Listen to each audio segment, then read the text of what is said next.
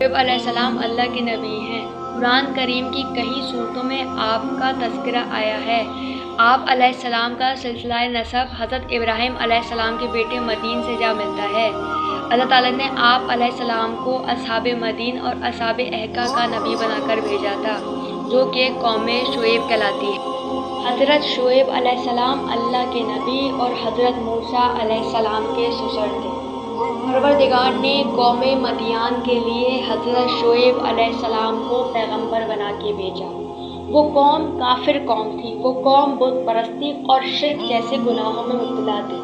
تجارتی معاملات میں دھوکہ دینا، امانت میں خیانت کرنا، لوٹ مار کرنا، ایسے گناہوں میں مبتلا تھی وہ قوم۔ کل ملا کر کہا جائے تو وہ قوم لوٹ مار کرنے والی، چوری چکاری کرنے والی اور دھوکے باز قوم تھی۔ جس کے بعد پروردگار نے حضرت شعیب علیہ السلام کو وہاں بھیجا تو انہوں نے کہا کہ اے ایمان والو، اللہ سے ڈرو اور اس پر ایمان لے کے آؤ، اور دنیا پہ سے دھیان ہٹا کر تم اپنے خدا پر دھیان دو۔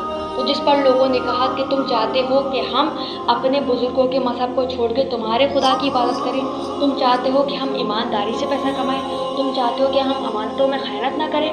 تو جس پر حضرت شعیب علیہ السلام نے کہا کہ ہاں، میں یہی چاہتا ہوں۔ جس پر لوگوں نے کہا کہ ایسا کبھی نہیں ہوگا، اور لوگوں نے پلٹ کر یہ بھی کہا کہ اگر تم بوڑھے اور بے اولاد نہ ہوتے تو ہم نے تمہیں پتھر مارے ہوتے۔ لیکن پھر بھی حضرت شعیب علیہ السلام نے لوگوں کی باتوں کو درگزر کر کے اسلام کی دعوت دیتے رہے۔ وہ دن رات لوگوں کو سمجھاتے تھے کہ اے ایمان والو، اللہ سے ڈرو۔ اس سے پہلے کہ جس طرح پروردگار نے قوم لوط اور باقی قوموں پر اپنا عذاب بھیجا ہے، اس سے پہلے کہ وہ تم پر بھی اپنا عذاب بھیجے۔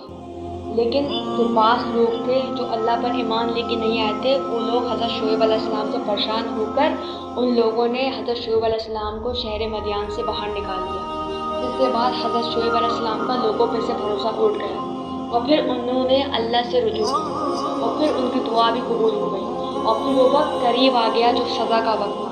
پھر پروردگار نے قوم مدین پر سورج کو سخت ترین گرم کر دیا اور چبھنے والا بنا دیا، جس کے بعد 7 دن تک سورج اپنی گرمی کو گلتا رہا، اور قوم مدین کے لوگوں نے خود کو پانی سے ٹھنڈا رکھنے کی بہت کوشش کی لیکن ناکام رہے، اور کنویں تمام کے تمام خشک ہو گئے، یہاں تک کہ درخت بھی سوکھ سوکھ کر گرنے لگے۔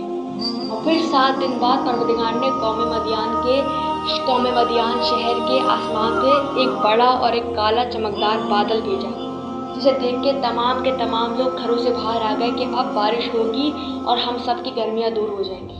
لیکن بعض لوگ یہ بھی جانتے تھے کہ کہیں یہ اللہ کا عذاب تو نہیں کہ ہم اس پر ایمان لے کے نہیں آئے۔